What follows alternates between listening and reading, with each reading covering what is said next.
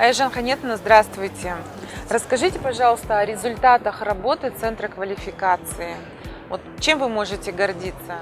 Ну, я думаю, поводов для гордости, конечно, очень много. Во-первых, за эти 2,5 года у нас в нашем центре прошло обучение более 4,5 тысяч слушателей.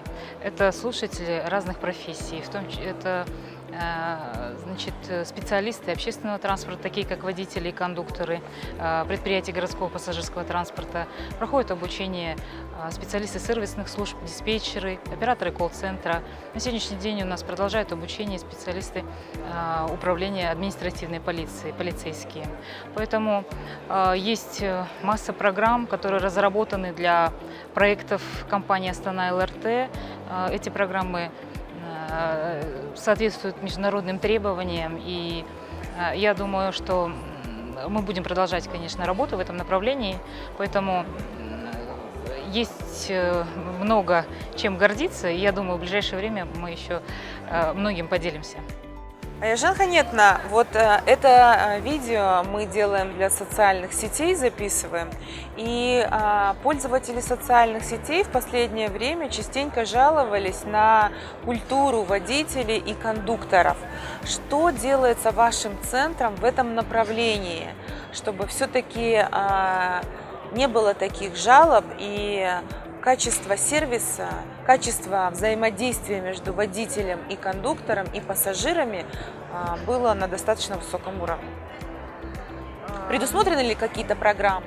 Да, это обязательно одной из основных дисциплин, которую мы доносим нашим слушателям, это культура обслуживания и этика поведения специалиста транспорта. Естественно, при изучении данной дисциплины мы обращаем внимание на бесконфликтное поведение, на стрессоустойчивость, так как данная профессия она очень стрессогенная, поэтому необходимо научить водителя общаться правильно, обслуживать правильно. У нас есть ряд тренингов психологических, которые помогают им сохранить свое психологическое здоровье и, тем не менее, не навредить, скажем, конфликтным поведением пассажирам. Но, конечно, есть определенные проблемы в силу того, что большая текучесть в этой области, имеется дефицит кадров.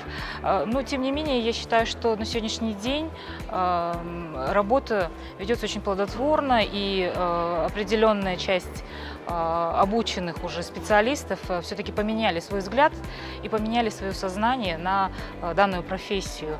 И я надеюсь, что в ближайшем будущем мы сможем удовлетворить потребности пассажиров в качественном обслуживании. Спасибо большое, я желаю вам удачи. Спасибо большое. Спасибо.